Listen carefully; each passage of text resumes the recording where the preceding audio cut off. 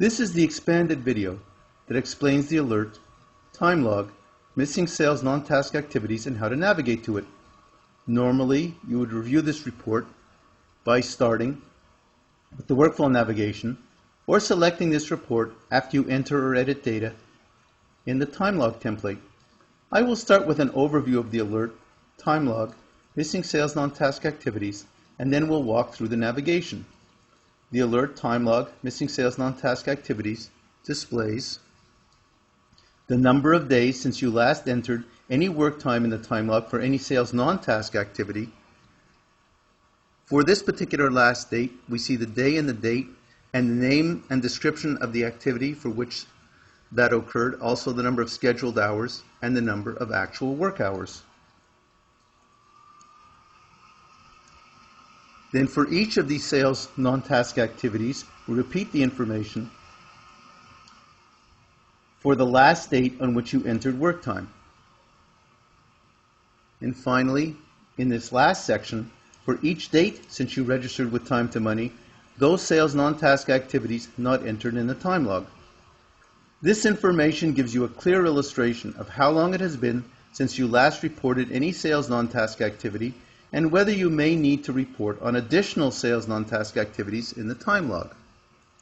So I'm just going to scroll back up to the top of the screen, and I'm going to click on Workflow Selector in order to start the navigation process. The navigation is the same as used by your internet browsers.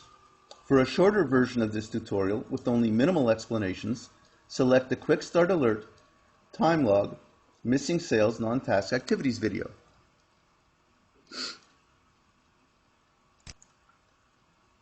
The default approach is to hide all information messages on the screen by starting with No in the Select Message field. You will see this choice on all Time to Money workflow screens. At any time, you can display all information messages, including the discussion of how to navigate through a workflow, by selecting Yes. First, select from the pull-down menu the workflow which you wish to activate. All reports and alerts are found in the Run Simulation and Review Alerts and Reports choice. So that's what we'll choose. And we see that the description of your selected workflow is displayed below the selection so that you can be sure that this is your desired workflow. If this is not your desired workflow, simply select another workflow from the pull-down menu. And you confirm that this is your desired workflow by selecting Yes, Activate Selected Module.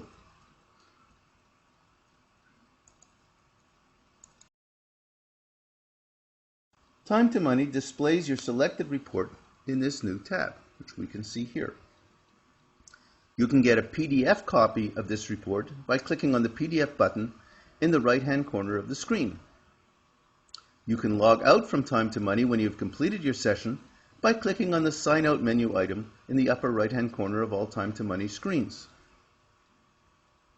After reviewing this report, if you wish to continue this session, scroll up to the New tab and click on the Return button to return to the selected workflow. In this demo, you would return to the Run Simulation and Review Alerts and Reports workflow, where you can select another report to view. There are 3 tables in this alert that display alert results in the sales non-task activity level. So here in Table 1, the last sales non-task activity in the time log, it identifies, we can see here, the person responsible and the company. It identifies the number of days since the last sales non-task activity was entered in the time log, and it identifies this last record. It identifies the date and the name. It identifies the name and the description of the sales non-task activity, and it also identifies the number of hours that were scheduled to work in the schedule and the number of actual hours that were worked. So I'll just scroll down now to Table 2. In Table 2, we can see repeat the approach in Table 1, but in this case it's doing it by individual activity. And it also identifies, and we see an example here, of an activity for which no activities have been reported in the time log database since the user has been active. And we'll scroll down to the third and the last table. And what we see is, again, it repeats the approach in Table 1, this time by date as well as individual activity, and it identifies those dates which no activities have been reported in the time log database since the user has been active, and we can see examples here.